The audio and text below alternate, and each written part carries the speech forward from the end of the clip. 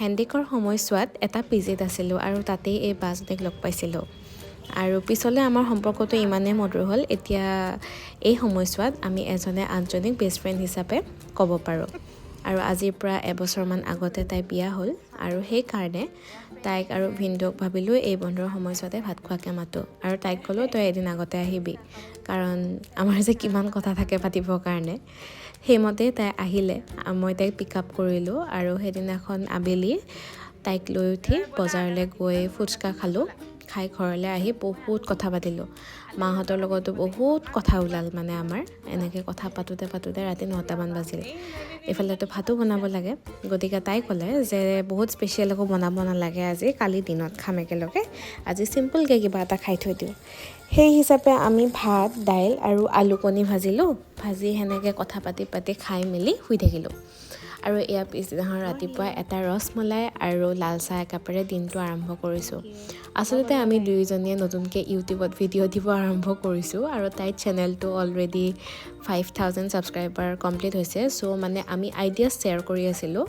কেনেকৈ কি কৰিব লাগে তেনেকৈ কথা পাতোঁতে আৰু বিভিন্ন ধৰণৰ স্কুলৰ কথা বিভিন্ন ধৰণৰ ষ্টৰিজ এইবিলাক শুনোতে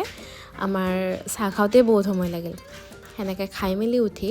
প্ৰায় 10টামান বজাত আমি কি কৰিলোঁ ব্ৰেকফাষ্ট কৰিলোঁ ব্ৰেকফাষ্টত আছিলে আমাৰ দৈ চিৰা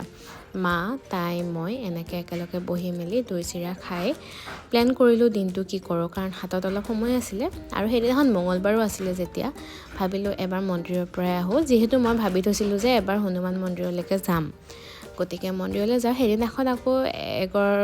মানুহে মানে প্ৰসাদো আগবঢ়াইছিল চ' সেনেকৈ গৈ পায়সো খাব পালোঁ আৰু যিহেতু অলৰেডি তাই 5000 ছাবস্ক্ৰাইবাৰ কমপ্লিট হৈছিলে গতিকে আমি পেষ্ট্ৰি চেলিব্ৰেশ্যন কৰিলোঁ পাৰ্টিটো বাৰু তাইয়ে মোক দিছিলে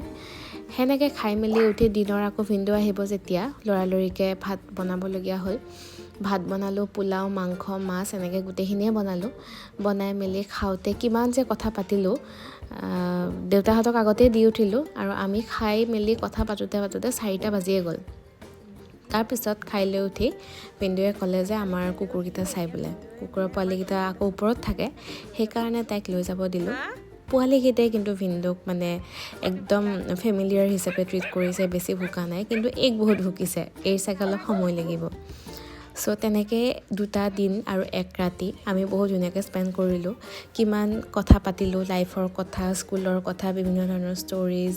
বা তেনেকুৱা বহুত কাহিনী এনেকৈ শুনি মেলি উঠি অৱশেষত তাইৰ যাব সময় হ'ল এইবাৰ আকৌ তাই মোক ইনভাইটেশ্যন দি থৈ গৈছে আপোনালোকৰো এনেকুৱা ফ্ৰেণ্ড আছে নাই জীৱনত মোক কমেণ্ট বক্সত জনাবচোন দেই